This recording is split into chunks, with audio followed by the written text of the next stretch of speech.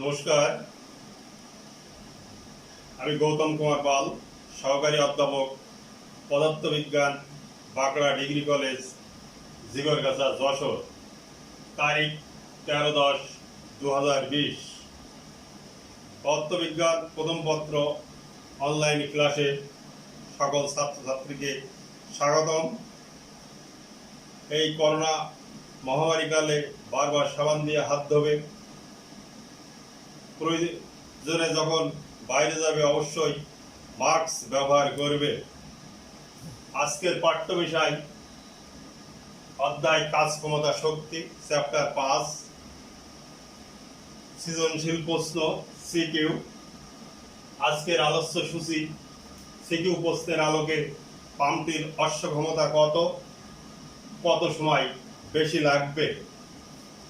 তবে আজকে যে সৃজনশীল প্রশ্ন দেওয়া আছে আমার বাম সাইডে, একটি পানিপূর্ণ কুয়ার গভীরতা ও ব্যাস যথাক্রমে 10 মিটার ও 4 মিটার। একটি পাম্প 20 মিনিটে কুয়াটিকে পানি শূন্য করতে পারে। ক, অশ্ব ক্ষমতা কাকে বলে? খ, ঘর্ষণ বল সংরক্ষণশীল বল নয়, ব্যাখ্যা করো। গ নাম্বার, পাম্পটির অশ্ব ক্ষমতা কত? পাম্পটির ক্ষমতা 40% নষ্ট হলে কত সময় বেশি লাগবে? তা ক নম্বর আমরা জানি অশ্ব ক্ষমতা কাকে বলে।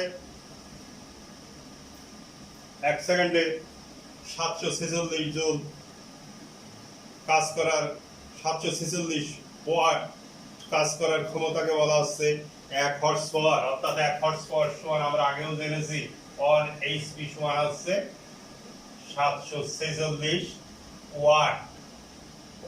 এরপর আছে খ নাম্বার প্রশ্ন, ঘর্ষণ বল সংরক্ষণশীল বল নয়। এটা আমরা এর আগেও করিয়েছি। ঘর্ষণ বল সবসময় গতির বিপরীত দিকে কাজ করে, সেই ক্ষেত্রে কৃত কাজের মান তোমার শূন্য হবে না। সেইখান থেকে তোমরা এই প্রশ্নটা করবা এটা। এরপরে আছে গ নাম্বার, পাম্পটির অশ্ব ক্ষমতা কত?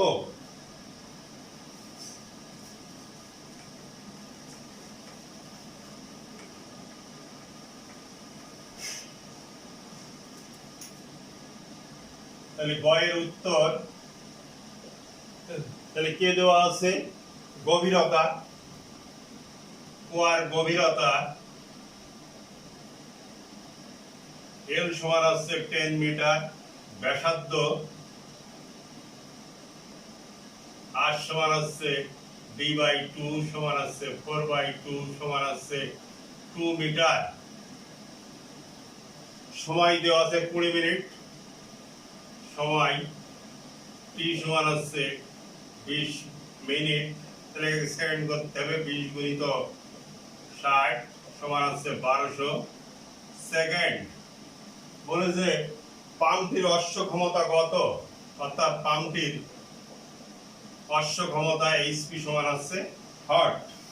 তাহলে অশ্ব ক্ষমতা বের করতে গেলে প্রথমে আমাদের ক্ষমতা বের করতে হবে। সেইখান থেকে আমরা 746 ওয়াট দিয়ে যদি ভাগ করি, সেখান থেকে আমরা পাবো অশ্ব ক্ষমতা। তাহলে আমরা জানি ক্ষমতা সমান কি লেখা যায়। এর আগেও আমরা দেখেছি ক্ষমতা P সমান হচ্ছে W/P। তাহলে এইখান থেকে P W এর পরিবর্তে হচ্ছে mgh/t, যেহেতু W সরাসরি মান তোমার দেওয়া নেই। তাহলে এইখান থেকে m এর সাথে তোমার ঘনত্বের একটা সম্পর্ক রয়েছে। অর্থাৎ ঘনত্ব রো সমান আমরা জানি কি m/v, ভর বাই আয়তন। সেই ক্ষেত্রে ভর m সমান হচ্ছে রো ভি। তাহলে রোটা আছে পানির ঘনত্ব, সেইখান থেকে এটা আয়তন হচ্ছে সিলিন্ডারের আয়তন পাই আর স্কয়ার এল, সিলিন্ডারের আয়তন। তাহলে m এর পরিবর্তে আমরা যদি এটা বসাই দেই, সেই ক্ষেত্রে p সমান হচ্ছে rho pi R square L জি h/t। এইচ টা হচ্ছে এই ক্ষেত্রে হচ্ছে গড় উচ্চতা। এইচ গড় উচ্চতা এইচ। তাহলে এইচ সমান কি হবে? তাহলে এটা যদি একটা সিলিন্ডার হয়, ওটাও কিন্তু এক প্রকার সিলিন্ডার। তাহলে এইখান থেকে যে হাইট, এটার হাইট এটা হচ্ছে তোমার 10 মিটার, আর এই ব্যাসার্ধ হচ্ছে এটা 2 মিটার। এটা পানি যদি পুরো পূর্ণ থাকে সেই ক্ষেত্রে দেখা যাচ্ছে এটা পানি দ্বারা পুরো পূর্ণ রয়েছে। যখন পাম্প ব্যবহার করা হচ্ছে তখন দেখা যাচ্ছে পানি এইখান থেকেও পড়া শুরু হচ্ছে, আবার যখন তলার থেকে পড়া শুরু হবে অর্থাৎ নিচের থেকে 10 মিটার নিচের থেকে, সেই ক্ষেত্রে পানিটা নিচের থেকে যাওয়া শুরু করবে। অর্থাৎ গড় উচ্চতা হবে, এটা যদি তোমার h1 হয়, h1 হচ্ছে 0 মিটার, আর h2 সমান যদি তোমার 10 মিটার হয়, তাহলে এই ক্ষেত্রে আমরা লিখতে পারি h1 plus h2 divided by 2, অর্থাৎ 0 প্লাস 10 ডিভাইডেড বাই 2, অর্থাৎ এটা হচ্ছে তোমার 5 মিটার। এটা গড় উচ্চতা। এটা পানিটা যদি মাঝামাঝি অবস্থায় থাকতো তাহলে আমরা সেই ক্ষেত্রে লিখতে পারতাম h সমান হচ্ছে 5 প্লাস 10 ডিভাইডেড বাই 2, অর্থাৎ 15 প্লাস 15 বাই 2, অর্থাৎ 7.5 মিটার। এটা গড় উচ্চতা। যেহেতু এটা আমাদের এই ইকুয়েশনে বলেছে যে পানি পূর্ণ কুয়া, অর্থাৎ কুয়াটা পুরোপুরি পূর্ণ অবস্থায় রয়েছে, অর্থাৎ এই ক্ষেত্রে পানির উচ্চতা h1 সমান 0 মিটার, আর এই ক্ষেত্রে আছে 10 মিটার। অর্থাৎ এইখান থেকে যখন পানিটা পাম্প দ্বারা বের হবে তখন এটা পুরো 10 সেন্টিমিটার অতিক্রম করবে। সেই ক্ষেত্রে আমাদের গড় উচ্চতা বের করতে হবে। তাহলে গড় উচ্চতা h সমান আছে 5 মিটার। এখন আমরা মান ব্যবহার করি। p সমান আছে পানির ঘনত্ব ρ সমান 1000 KG per metre cube, 3.14 into 2 square into l এর মান আছে 10, g এর মান আছে 9.8 গুণিত 5 ডিভাইডেড বাই আছে সময় কত 1200 সেকেন্ড। এখন ক্যালকুলেটরের সাহায্যে আমরা এর মানটা বের করব। ক্যালকুলেটরের সাহায্যে এর মান বের করি।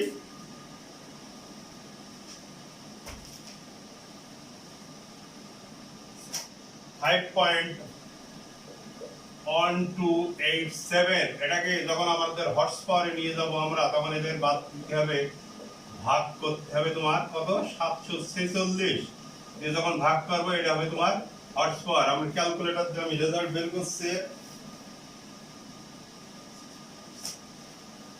এটা হবে 6.87 হর্স পাওয়ার। এটা অর্থাৎ উত্তর লেখার সময় আমরা লিখবো এটা পাম্পটির অশ্ব ক্ষমতা,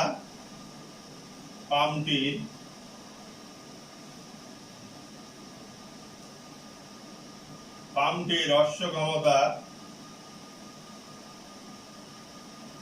অশ্ব ক্ষমতা 6.87 হর্স পাওয়ার। এটাই উত্তর। তাহলে আমরা এখানে কি করলাম, আমাদের বলেছে যে পাম্পটির অশ্ব ক্ষমতা কত। তাহলে আমাদের দেওয়া আছে গভীরতা l সমান আছে 10 মিটার, ব্যাসার্ধ দেওয়া আছে, ব্যাস দেওয়া আছে 4, সেইখান থেকে আমরা 2 দিয়ে ভাগ করেছি, দিয়ে ব্যাসার্ধ বের করেছি, সময় আছে 20 মিনিট। ওকে এমকেএস পদ্ধতি নিয়ে যাওয়ার জন্য আমরা 60 দিয়ে গুণ করেছি, করে 1200 সেকেন্ড। হর্স পাওয়ার কত, তারপর এখানে একটা কথা হইছে গড় উচ্চতা h। তাহলে এটাকে আমরা একটা সিলিন্ডার দেখাইছি, সিলিন্ডারের উপরের পুরো পানি ভর্তি রয়েছে, তাহলে উপরের যে উচ্চতা সেটা h সমান 0 মিটার, তলার থেকে যে উচ্চতা সেটা আছে h2 মিটার। অর্থাৎ যে পানিটা নিচের থেকে যাবে সে 10 মিটার দূরত্ব অতিক্রম করেই পাম্প দ্বারা বাইরে পড়বে, অর্থাৎ সেই ক্ষেত্রে গড় উচ্চতা হবে h সমান আছে h1 plus h2 plus h2। তাহলে সেই ক্ষেত্রে এটা আছে তোমার 5 মিটার। আবার কোন সময় পানি যদি সিলিন্ডার বা কুয়ার অর্ধেক পরিমাণে এরকম থাকতো, সেই ক্ষেত্রে এটা হতো h1 সমান আছে 5 মিটার। তখন আমাদের এই ইকুয়েশনটা আসতো 5 প্লাস 10 ডিভাইডেড বাই 2, অর্থাৎ সেই ক্ষেত্রে তো 7.5 মিটার। তাহলে এই ক্ষেত্রে আমরা ফর্মুলা পাইছি, ক্ষমতা P সমান আছে W বাই T, W এর পরিবর্তে mgh, যেহেতু W সরাসরি মান দেওয়া নেই, তাহলে ভরের সাথে ঘনত্বের একটা সম্পর্ক আছে, ρ সমান আছে m বাই b। তারপরে তোমার এই আয়তন, সিলিন্ডারের আয়তন আছে এটা পাই r স্কয়ার l ইনটু ρ। তাহলে এইখান থেকে আমরা মান বসাইছি এইটা, তারপরে তোমার ঘনত্ব, পানির ঘনত্ব আছে 1000 কেজি পার মিটার কিউব, পায়ের মান বসাই প্রথমে এই যে আমাদের রেজাল্ট আছে ওয়াট এইছে, ওয়াট, পরবর্তীতে 746 দিয়ে ভাগ করে তোমার আমার এই রেজাল্ট এইছে। তাহলে সেই ক্ষেত্রে পাম্পটি অশ্ব ক্ষমতা 6.87 হর্স পাওয়ার। এরপর আমরা ঘ নাম্বার অঙ্ক করব। এরপরে ঘ নাম্বার বলেছে পাম্পটির ক্ষমতা 40% নষ্ট হলে কত সময় বেশি লাগবে, অর্থাৎ ক্ষমতা নষ্ট হচ্ছে কত পার্সেন্ট, ক্ষমতা নষ্ট 40%, তাহলে অবশিষ্ট ক্ষমতা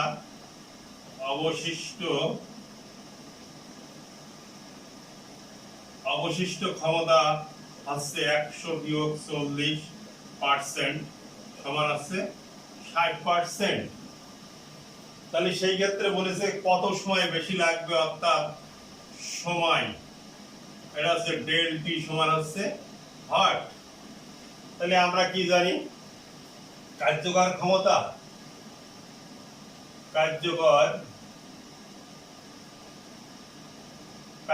ক্ষমতা পি প্রাইম বা পি ড্যাশ সমান হচ্ছে পি এর 60%। তাহলে এইখান থেকে আমরা লিখতে পারি পি এর কত 60/100%। তাহলে এইখান থেকে পি এর মান দেওয়া আছে 5.1287 ইন্টু 60/100, এটা ইকুয়েশন 1।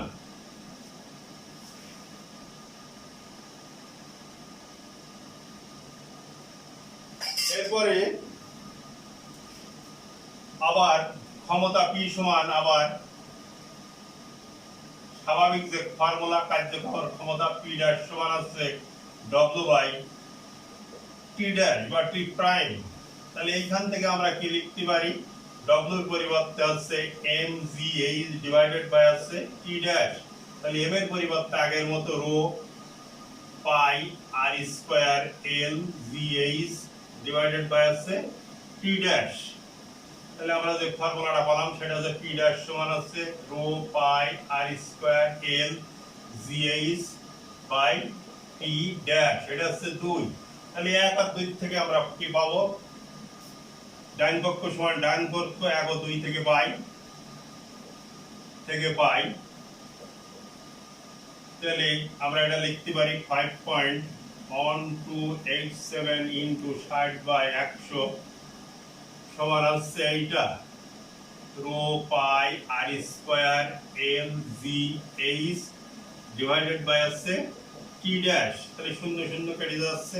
তাহলে এইখানে কত হচ্ছে তোমার 10 দিয়ে ভাগ করলে 0.51287 ইন্টু 6 ইন্টু টি প্রাইম সমান হচ্ছে এইটা রোর মান কত 1000, 3.14, 2 এর স্কয়ার, ব্যাসার্ধ 2 মিটার, দৈর্ঘ্য এল সমান হচ্ছে গভীরতা 10 মিটার, জি মান হচ্ছে 9.8, এইচ হচ্ছে তোমার 5। তাহলে এই ক্ষেত্রে আমরা টি ড্যাশের যে মান পাচ্ছি সেটা আমরা লিখবো এবার 1000 ইন্টু 3.14 গুণিত 2 দুগুণে 4, 10 ইন্টু 9.8 গুণিত 5 ডিভাইডেড বাই হচ্ছে এইটা 0.51287 ইন্টু 6। তাহলে এটা করলে তোমার যে রেজাল্ট আসবে সেটা আমি ক্যালকুলেটর থেকে করে তোমার দেখাচ্ছি। সেটা আসবে 33 এটা আসবে, যদি আমরা মিনিটে নিয়ে আসি সেটা হবে সেকেন্ডে নিয়ে আসি 2000 সেকেন্ড। একই জাতীয় করতে গেলে মিনিটে করলে একটু ভালো দেখা যায়, সাইজটা একটু ছোট হয়। 33.33 মিনিট। তাহলে টি ড্যাশ সমান এটা বললাম। তাহলে আমাদের প্রশ্নে বলেছে যে নষ্ট হলে কত সময় বেশি লাগবে, অতএব সময় বেশি